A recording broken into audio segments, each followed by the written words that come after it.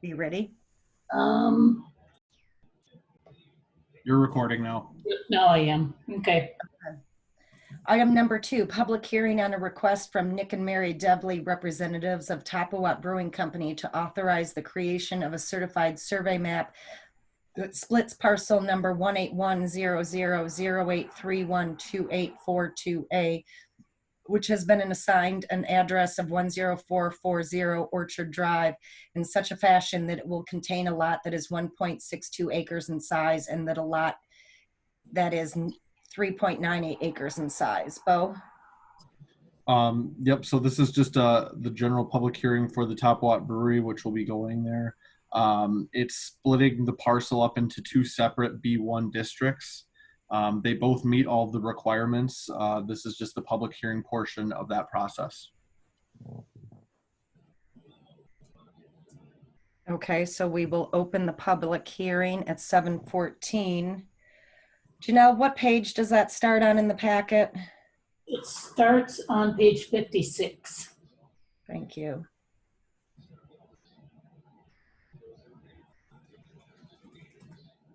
So is there anybody zooming in or calling in that would like to speak for or against this?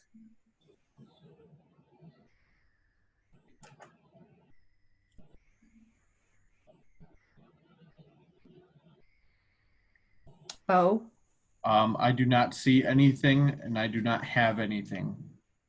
okay. All right, then at 7:15, we will close the public hearing and have any discussion amongst Plan Commission members ourselves. There is no reason for us not to approve this, correct? Correct. Logistically speaking, there's no issues with the rezone or with the CSM. Sorry. Then I will make a motion that we recommend approval to the village board as presented. Motion by Berto. I second. Second by Grutzmacher. All those in favor respond with an aye. Aye. Opposed? Carried. Bo, can you read agenda item 3, seeing I'm all the way down at the end of the packet?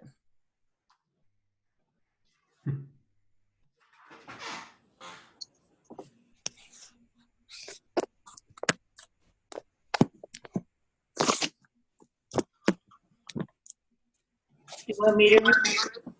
Yes, please, Janelle. Okay. Discussion regarding a request from Philip Tatlow to change the use of 9 Country Walk Shops from a physical therapy center to a law. Consider a motion for action if appropriate. So this is a change of use. I will be recusing myself from this agenda item. Thank you. Thank you, Mary Kay.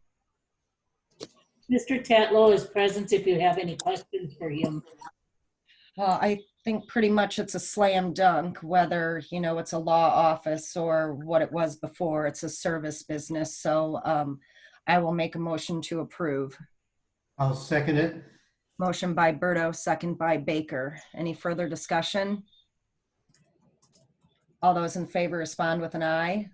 Aye. Opposed? Carried. Thank you all. Thank you. Janelle, can you read number 4? Sure. Can you guys hear me now? Yeah. Yeah. Discussion regarding Deborah Holman to schedule a public hearing on rezoning parcel number 18100083134C2, which has been assigned an address of 10315 Orchard Drive from CS1 to R3, and authorize the creation of a related CSM that splits that parcel into 2 lots. Consider a motion for action if appropriate. Okay, Bo, do you want to share your screen with that map that I requested that you drew? Yes, give me 1 second. I'm trying to pull it up right now.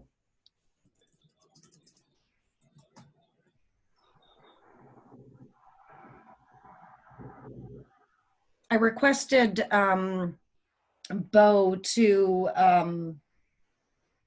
have a drawing of the adjoining property and what they were currently zoned at. Just so we could have a Okay, better. I'm pulling it up right now. Okay.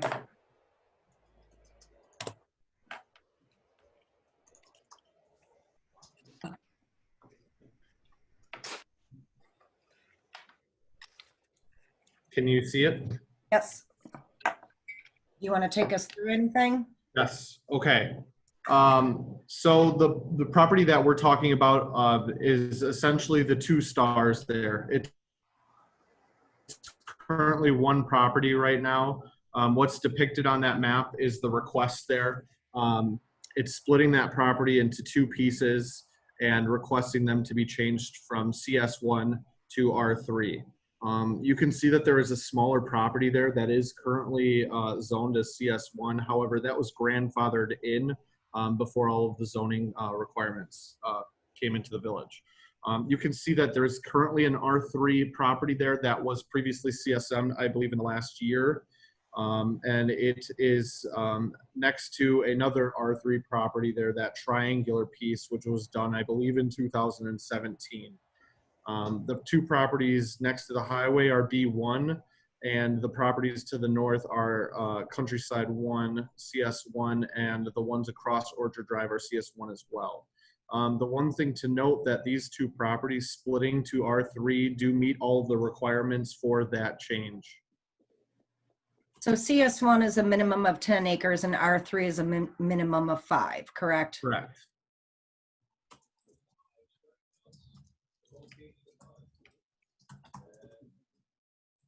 I guess I'm just a little bit confused. Haven't we already dealt with this property? Maybe I didn't delve far enough back into, was this put on hold, or why is this back now? Well, this is back because there was a CSM previously to change. This was originally 1 parcel. I don't know if you could see my mouse. Yeah. But these 3 parcels were all one. The last time this was discussed, it split these into 2 parcels. So the 2 stars are now 1 parcel, and this is a separate parcel. And this still met the CS1 requirements, and which is still CS1, and this changed into R3. So this individual is looking to make 2 R3 lots out of this. I would have to, did you, in our packet are the minutes from that specific meeting? Those are not included in these packets. At that meeting, Mary Kay, Deb Holman had stated that she had the sweetbriar for sale and wanted to retain a portion of her parcel so that she could build a home on it. Her circumstances have now changed, and because of concerns about COVID-19 and everything that's going on, she's decided that she wanted to create the smaller parcels. And sell all of the parcels, Yeah. including the first one that she changed, because she is not going to build a home. She's selling all of her property in Sister Bay.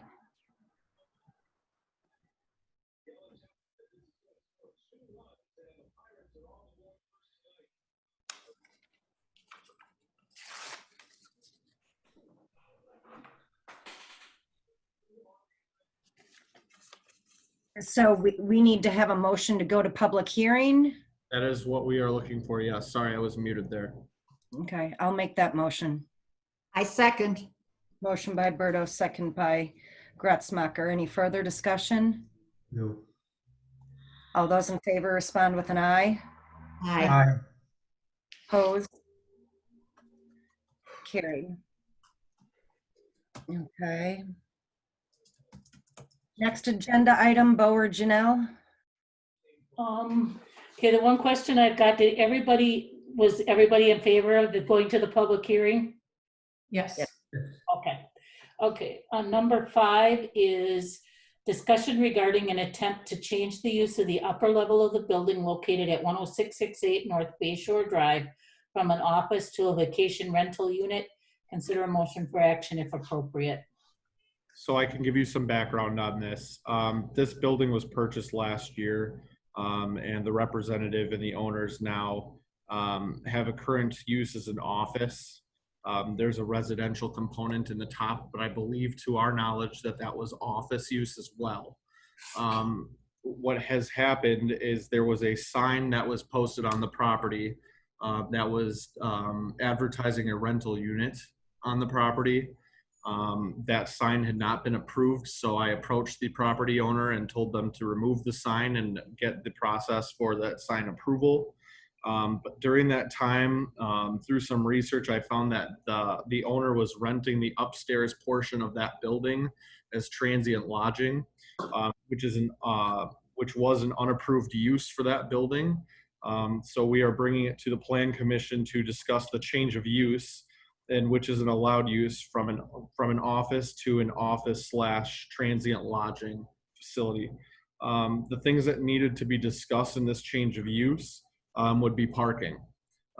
Due to the change of use and its district in the B3 district, their requirements to my calculations, and I don't believe that the property owners are on the call, but I believe that they would require 5 spaces. My thought process on that is 4 office spaces. That would be 2 for employees and 2 for the public.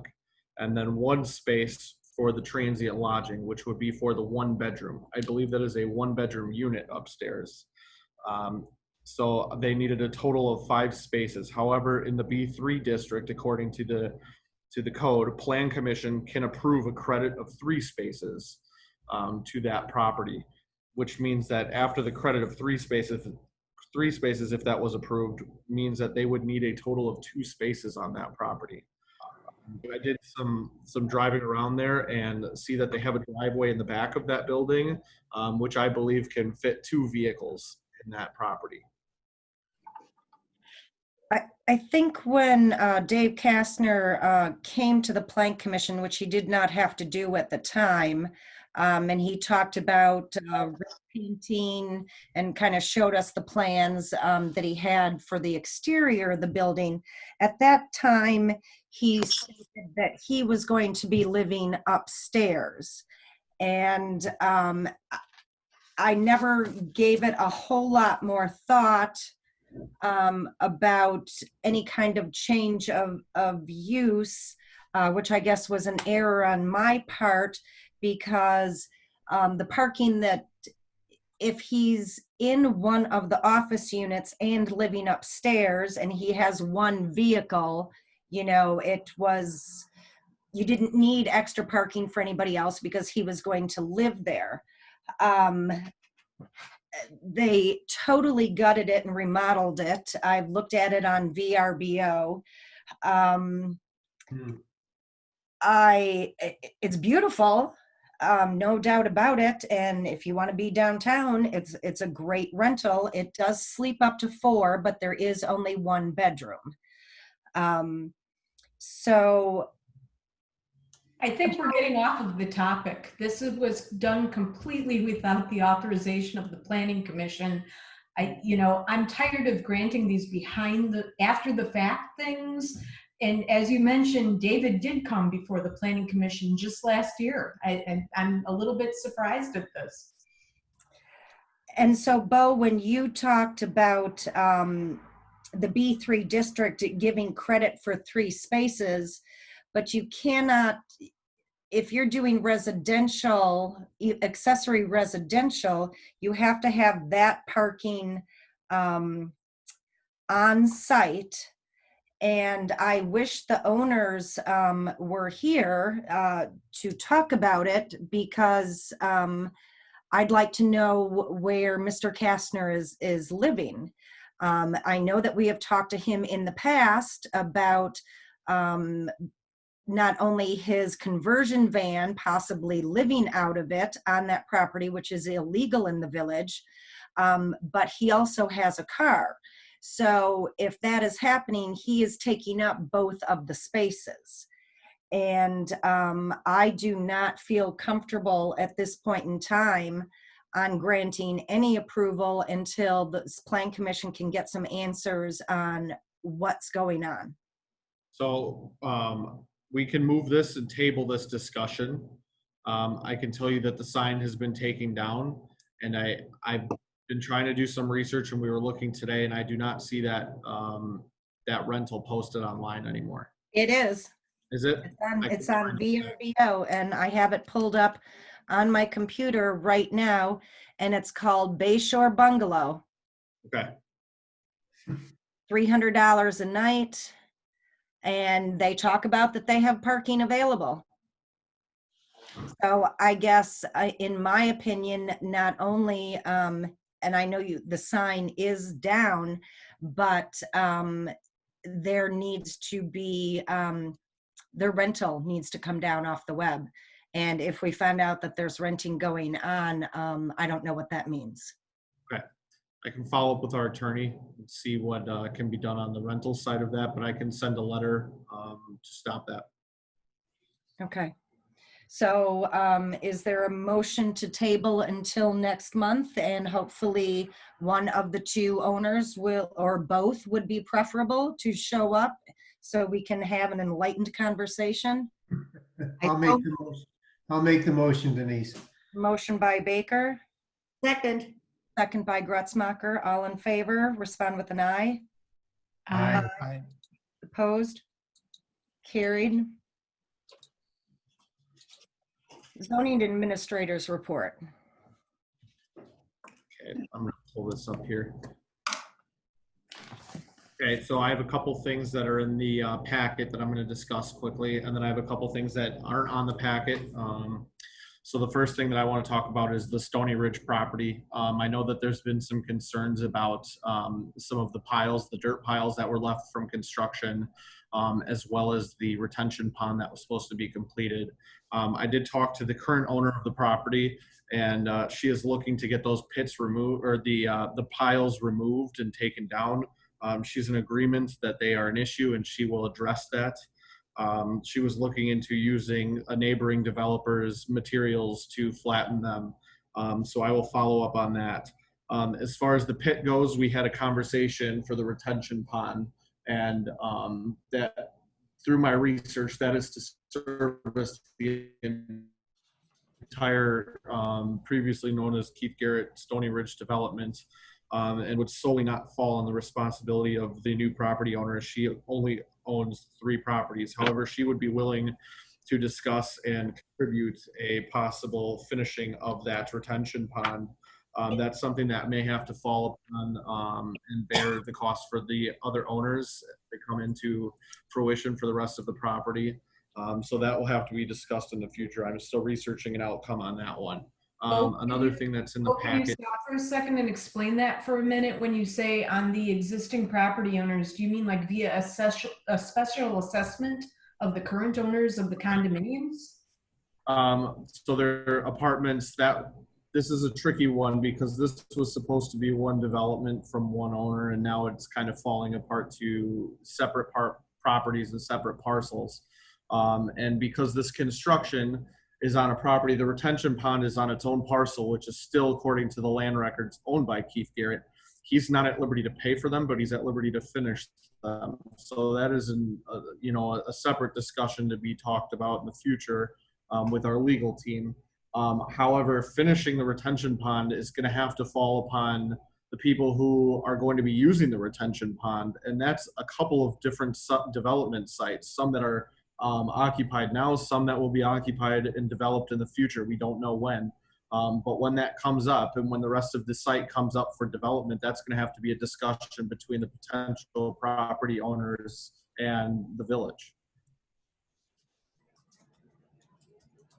So are you just saying that we're waiting for the Bank of Luxembourg property to sell and then it's going to be resolved? I'm just trying to understand. Everything that we approve has to have retention on that scale before it goes forward. So how this ball got dropped and apartments were allowed to be built and more apartments were allowed to be built, I'm just not sure how that happened. So what I'm wondering is, at what point does the penny drop and you say this has to be done? And my other question is, are the Stony Ridge owners going to be responsible via a special assessment? Because they should probably know that. So I can't guarantee that because I'm still working on the outcome, but to my knowledge and to the best of my abilities, that's going to be what will happen. Mary Kay, I asked Bo to get some quotes on what it would cost to fill that retention pond. And as we work through who that retention pond services, how then we address those costs, whatever they may be, and how we split them out. So I've reached out Thank you. Yep, I've reached out and I have not received any responses yet. It's pretty early. I'm hoping I get some inquiries soon just to see exactly how much we're talking about to finish this retention. Thank you. Yep.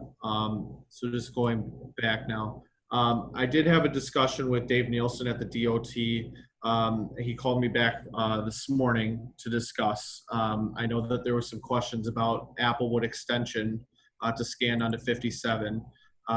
He was not opposed to doing this in light of the situation and development going on in the area, but he has not given me a definite answer yet as to what would be required in order to do this. And that would eventually become the discussion about believe that is Orchard Drive into a driveway for the proposed Top Watt development in the future when that becomes discussed. And that would allow Applewood to connect to 57. So he is doing some research for the DOT on what would be required to do that. But to answer your question, which was brought up before about the Applewood extension, I do not believe that this development moving to Orchard kills that idea. The other thing that I wanted to discuss, the high water has come back. We all are aware that it hasn't gone anywhere. We had some heavy rain, and there's been some videos posted, and after a heavy rainstorm, Highway 42 was flooded for a good about 25 minutes. That system has been cleared up, and there's been no issue since. Our utilities team is taking a look at that and monitoring that situation. The one thing I wanted to discuss, and I think this is a discussion for the Parks Committee as well, as we're seeing a larger rise in population through the summer, and our parks and open spaces are being utilized, as well as the restaurants in our area pushing to-go orders. We're seeing a lot more garbage use in the village, and our garbage receptacles being filled up pretty often. So I'm looking into getting additional garbage and recycling receptacles out there, and maybe looking into the idea of getting a larger receptacle out at the beach. So I'm guessing that will be discussed at the parks agenda coming up here in the future. Another thing to discuss, I did talk to the owner of CHOP in regards to a question that was brought up about them using tables on public property. I did have a discussion with them. They are aware that that's public property, and they've been maintaining that property. We've allowed them to put tables out there per my recommendation because we are trying to push the restaurants to get outdoor seating instead of indoor seating for safety reasons during the virus. And they are aware that once this issue has been addressed and taken care of, that they will remove the tables from public property. Another final note, we've had about 7 deck permits come in since the last meeting and another set of plans for a new house. I've also received several complaints about parking at the post office in the 15 minutes. I've been trying to take some time out there and to get some tickets out there. Does anyone have any other questions for me at this time? I don't have any questions for you, but I have a request for Janelle. Sometimes when our packets are so long and it takes forever to scroll through to get back to the agenda, on page 1 and we're on page, 124. Is it possible that you could duplicate the agenda item on the page, where at the item number? On the board report? Or would it make it easier if I just put a separate sheet, like a cover page? That's No, I think great idea. Like on page, let me see here. So on page 65, which is dealing with Kastner's and Todd Cox's building, so Bo has a board report, but if you could put the agenda item so I can announce what agenda item it is on that same page, so I don't either have to have two computers or constantly scroll back, would be a huge help. I can add those to my reports. You can do it the old-fashioned way still, Denise. Except my Zoom will not print to my Wi-Fi printer. It won't set up. Otherwise, I would do that. I can put the agenda item as a header of my board reports from now on. Okay. That'll work.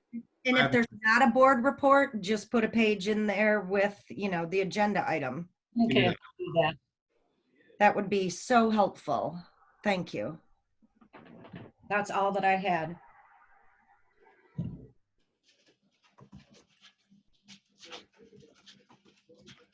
Nothing else from you guys? Nope. No, that's nothing at this time. I'm just looking at my notes, making sure. Okay.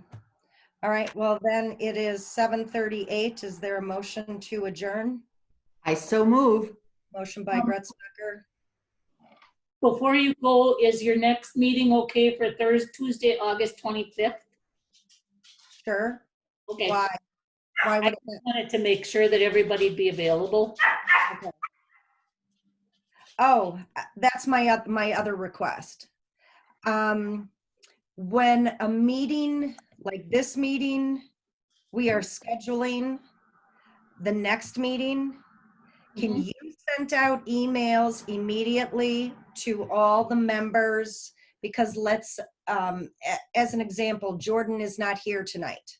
He would not necessarily know, because it's our normal one, he might have it written down on his calendar. But if you weren't here and we scheduled a special one, whenever committees schedule their next meeting, can you send out an email notifying that this is the date of the next meeting instead of then just the packet showing up at any given time? Yeah, we can do that. I know that's a little bit extra work, but I think that would also be helpful with everybody's calendars. Okay. All right, so there was a motion by Gretzmacher. Is there a second? I have one question here. This is still going to be a Zoom meeting for the next one? Are we still Zoom meeting? Correct. Yeah. To my knowledge, yes, that hasn't Okay. changed. I'll second. All those in favor respond with an aye. Aye. Aye. Opposed? Carried. Thank you very much, everyone. Good night. Night. Aye. Dave, are you still? I have a question for you. Can you give me a call tomorrow? Yeah, I can call you tomorrow. Thank you. I appreciate it. Yeah. Is Dave still on? No.